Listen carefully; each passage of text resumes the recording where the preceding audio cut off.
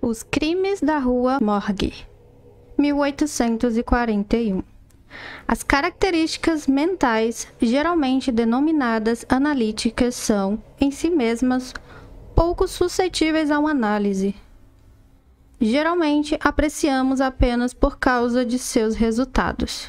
Sabemos, entre outras coisas, que elas são, para quem as possui em alto grau, uma enorme fonte de prazer. Tal como o homem forte se regozija das suas capacidades físicas, deliciando-se com os exercícios que põem os seus músculos em ação. Assim também, o analista se glorifica com aquela atividade intelectual cuja função é discernir. Encontra prazer até mesmo nas ocupações mais triviais que põem seu talento em jogo. Ama os enigmas, os paradoxos e os hieróglifos. Na solução de cada mistério, demonstra um grau de perspicácia que parece sobrenatural às pessoas de compreensão mais simples. Seus resultados, ainda que obtidos através da própria alma e essência do método, apresentam de fato todo o aspecto da intuição.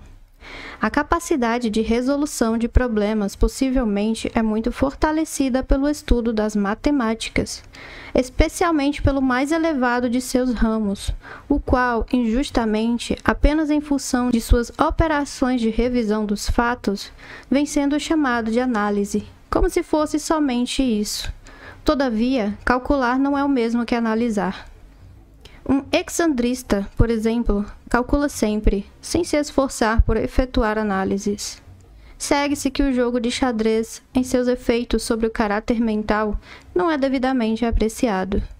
Não me disponho agora a escrever um tratado, mas estou simplesmente prefaciando uma narrativa um tanto peculiar através de observações bastante casuais. Aproveitarei a ocasião, portanto, para afirmar que os poderes mais altos do intelecto reflexivo são exercitados de forma mais decidida e mais útil através do humilde jogo de damas, do que pela frivolidade elaborada do xadrez. Neste último, em que as peças têm movimentos diferentes e bizarros, com valores os mais diversos e variados, aquilo que é somente complexo provoca o engano, um erro bastante comum, de parecer profundo. O que entra principalmente no jogo é a atenção. Se falhar por um momento, o jogador se distrai e comete um erro para seu prejuízo ou derrota final. Uma vez que os movimentos possíveis não somente são numerosos, como diversificados, a possibilidade de ocorrência de tais distrações é multiplicada. 9 entre 10 casos têm como vencedor não o jogador mais inteligente, mas sim o mais concentrado.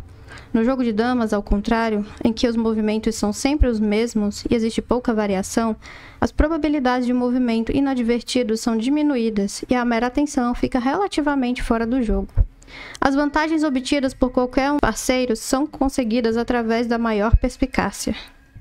Para sermos menos abstratos, vamos supor um jogo em que as peças sejam reduzidas a 4 damas, e no qual, naturalmente, não se espere qualquer distração. É evidente que a vitória não pode ser decidida senão por hábil tática resultante de qualquer esforço poderoso do intelecto, já que as duas partes são iguais.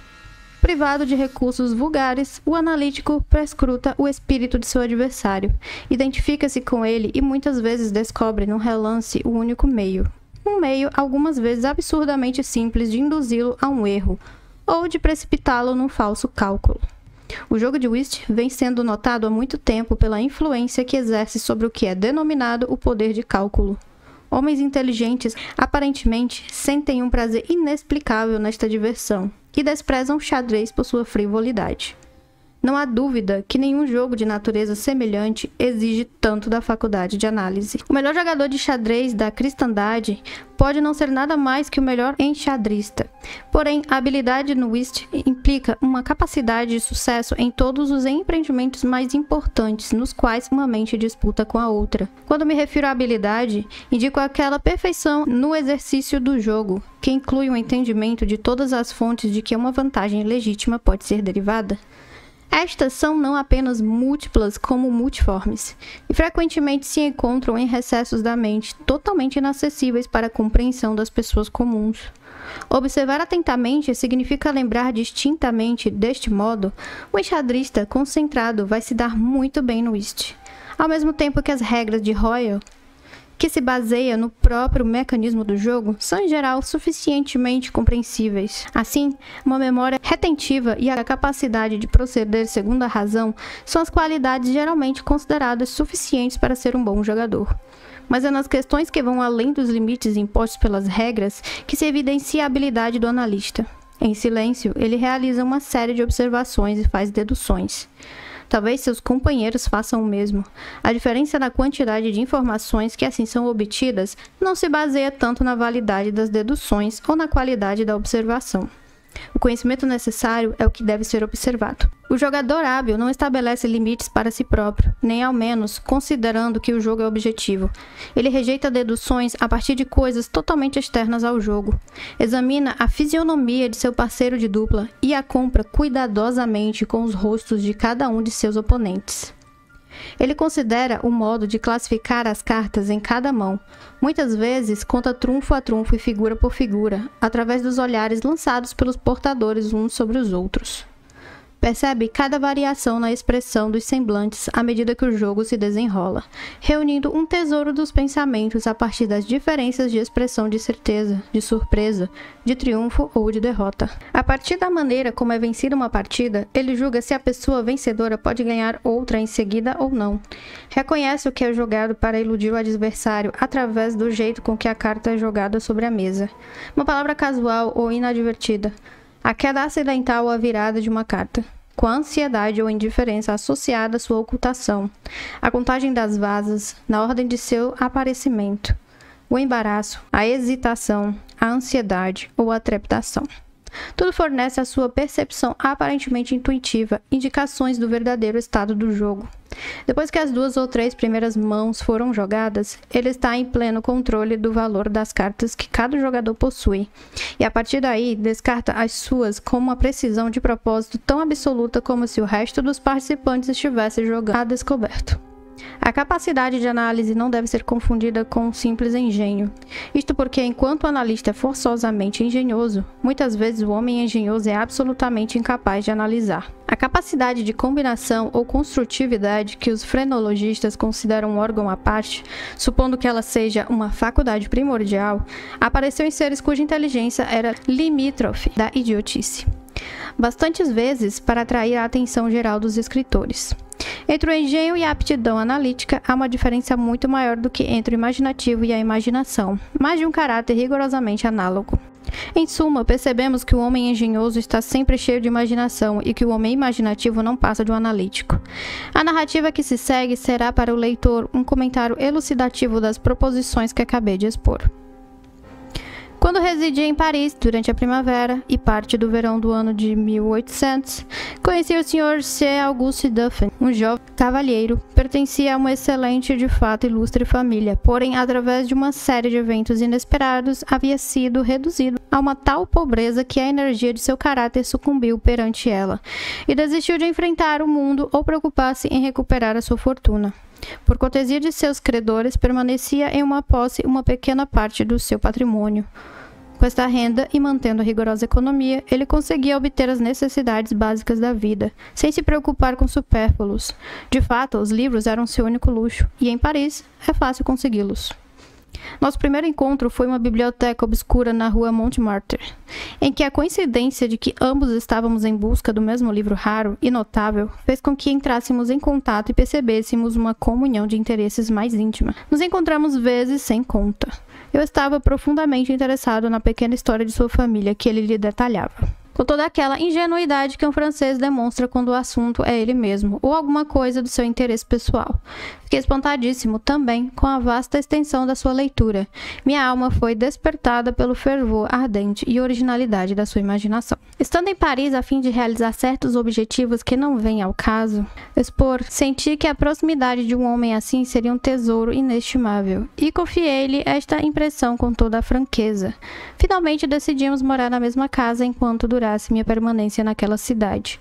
E como os meus negócios eram um pouco menos complicados do que os dele, encarguei-me de alugar e de mobiliar, no estilo apropriado à melancolia de nossas personalidades, uma casinha antiga e estranha, situada numa rua solitária de Saint-Germain. Nos desdenhamos de superstições, bem como do motivo que a teria deixado abandonada quase que em ruínas.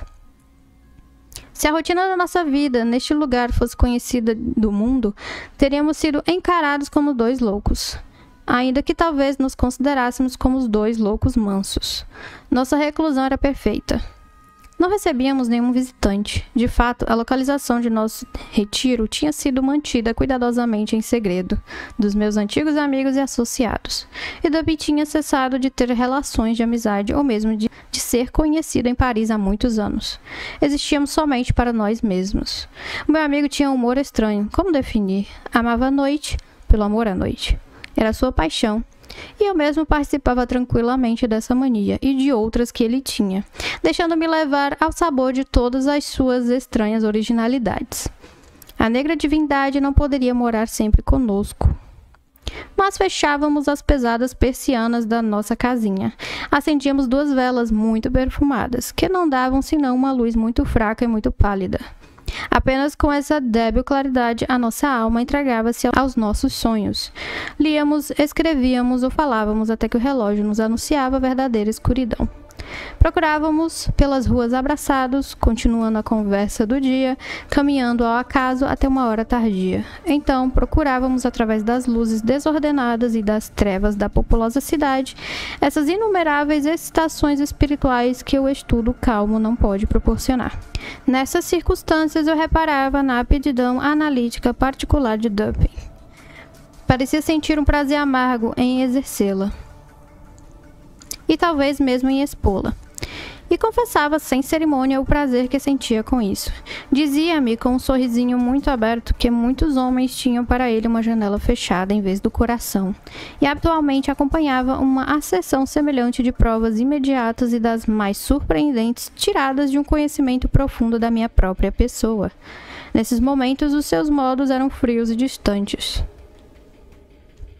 Os olhos fixavam o vácuo e sua voz, uma bela voz de tenor, se elevava, como de costume, uma oitava com petulância, sem a absoluta deliberação do seu falar e a certeza absoluta da acentuação.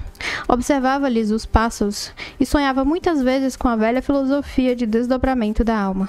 Divertia-me a ideia de um Dupin duplo, um criador e um analista. Não imagine depois do que acabo de contar que vou desvendar um grande mistério ou escrever um romance. O que observei nesse francês singular era simplesmente o resultado de uma inteligência super excitada, talvez doentia. Mas um exemplo dará uma melhor ideia da natureza das suas observações na época a que me refiro. Uma noite, estávamos passeando por uma rua comprida e suja, nas proximidades do Palais Royal. Estando ambos aparentemente imersos em pensamentos, nenhum de nós tinha proferido uma sílaba por, no mínimo, 15 minutos. Repentinamente, Dupin proferiu essas palavras. Ele é um camarada muito baixinho, é verdade. Serviria bem melhor para o Théâtre dos Variétés.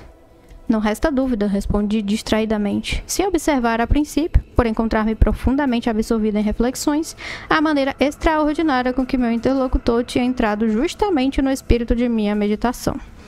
No instante seguinte, percebi o que havia acontecido e meu espanto foi profundo. Dupin, disse eu gravemente, isso vai além de minha compreensão.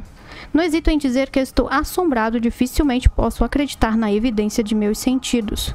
Como foi possível que você soubesse que eu estava pensando em... Fiz uma pausa neste ponto, como para me convencer, além de toda a dúvida, de que ele realmente sabia em quem eu estivera pensando. Em Chantilly, naturalmente, disse ele. Por que fez uma pausa? Você estava observando para si próprio que sua figura diminuta não era adequada para papéis trágicos. Fora precisamente este o assunto de minhas reflexões. Chantilly tinha sido um sapateiro remendão da rua de Saint-Denis que pegou a febre do palco e fora tentado a representar o papel de Xerxes na tragédia de mesmo nome, de Crebillon, tendo sido notoriamente satirizado por seus esforços através de panfletos anônimos. Explique-me, por amor de Deus, o método, se é que houve um método, por meio do qual você foi capaz de ler meus pensamentos dessa forma, eu disse. De fato, eu estava muito mais impressionado do que me dispunha a admitir.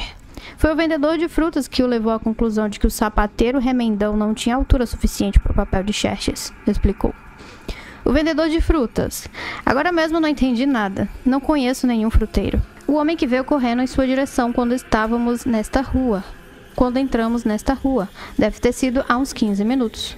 Lembrei-me então de que, de fato, um vendedor de frutas carregando na cabeça um grande cesto cheio de maçãs quase tinha me derrubado por acidente, quando dobramos da rua C para a avenida em que estávamos agora. Mas não havia a menor possibilidade de associar esse fato a meus pensamentos sobre Chantilly. Eu vou explicar, disse ele. Para que você possa compreender mais claramente, vamos primeiro retraçar o curso das suas meditações. Desde o momento em que eu lhe falei até nosso reencontro com o quintandeiro que acabei de mencionar. Os elos maiores da cadeia são os seguintes: Chantilly, Orion, Tornícolis, Epicuro, Eutomia ou Paralepípedos, da rua e o vendedor de frutas. Há poucas pessoas que não tenham em determinado período de suas vidas se divertido a tentar retraçar as etapas através das quais conclusões particulares de suas próprias mentes possam ter sido atingidas. Essa ocupação muitas vezes é cheia de interesse, e aquele que tenta realizá-la pela primeira vez pode ficar assombrado pela distância aparentemente ilimitada e incoerente entre o ponto de partida e o objetivo alcançado.